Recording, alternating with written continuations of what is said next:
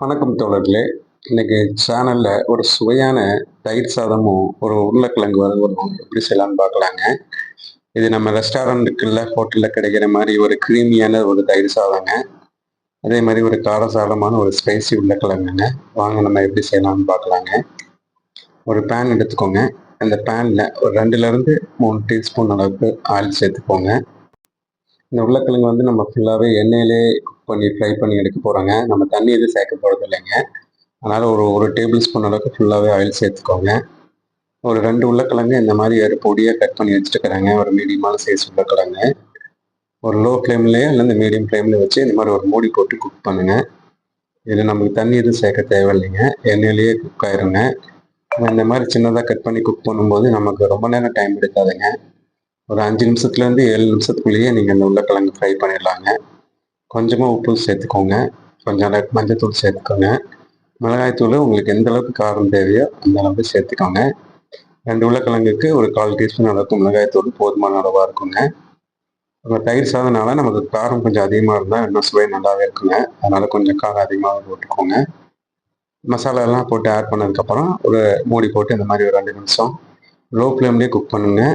Medium to high ஃப்ளேமில் cook பண்ண வேண்டாங்க. ஏன்னா உடனே உருளைக்கிழங்கு கரிஞ்சிருங்க. இந்த ஸ்டேஜில் பெருங்காயத்தூள் கொஞ்சம் ஆட் பண்ணிக்கோங்க. பெருங்காயத்தூள் ஆட் பண்ணும்போது அதோட சுவை இன்னுமே நல்லா இருக்குங்க.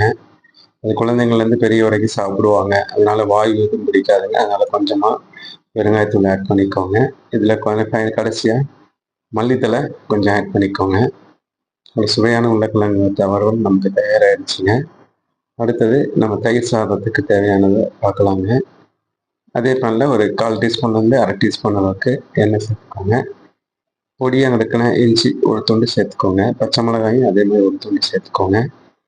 சேர்த்து வச்ச கலவையை நம்ம இந்த மாதிரி ரைஸில் ஆட் பண்ணுறோங்க. ஒரு ஆள் சாப்பிட்ற அளவுக்கு தாராளமான ஒரு சாப்பாடு எடுத்துக்கோங்க. எடுத்துட்டு அதில் வந்து நம்ம தயிர் ஆட் பண்ணுறோங்க. தயிர் எவ்வளோ ஆட் பண்ணுறோம்னா ஒரு கப் அளவுக்கு நல்ல ஒரு கெட்டியான தயிருங்க. அதாவது 100 ml தயிர் இதுக்கு போதுமான அளவாக இருக்குங்க. ஆட் பண்ணிக்கோங்க. இதுக்கு தேவையான அளவு உப்பு சேர்த்துக்கோங்க. உப்பு சேர்த்து எல்லாமே நல்லா அந்த மாதிரி கலந்து விட்டுக்கோங்க. அடுத்ததான் நம்ம பால் சேர்க்க போகிறோங்க. நம்ம ஏற்கனவே அந்த பால் பார்த்தீங்கன்னா காய்ச்சி ஆற வச்சு எடுத்துருக்குறோங்க. அது ஒரு 100 ml சேர்த்துக்கோங்க. கொஞ்சம் கொஞ்சமாக சேர்த்துக்கோங்க. சேர்த்து இந்த மாதிரி ஃபுல்லாக கலக்கி மிக்ஸ் பண்ணிக்கோங்க. இது கொஞ்சம் நேரம் ஆகும்போது நமக்கு செட் கட்டி ஆயிடும் ஃப்ரெண்ட்ஸ். அதனால் தனியாக இருக்குன்னு யோசிக்க வேணாங்க. இது நீங்கள் எப்போ சாப்பிட்டாலுமே இந்த மாதிரி தயிர் சாதம் வந்து இதே கண்டிஷனில் ஜூஸியாகவே இருக்குங்க. மல்லி இலைச்சி ஆட் பண்ணிக்கோங்க. ஆட் பண்ணி இதை கிளறிடுங்க. அவ்வளோதான் ஃப்ரெண்ட்ஸ். ஒரு சுவையான ஒரு தயிர் சாதம் தயாராகிடுச்சுங்க. எப்படி இருக்குன்னு செஞ்சு பார்த்துட்டு சொல்லுங்கள் ஃப்ரெண்ட்ஸ். Thank you friends.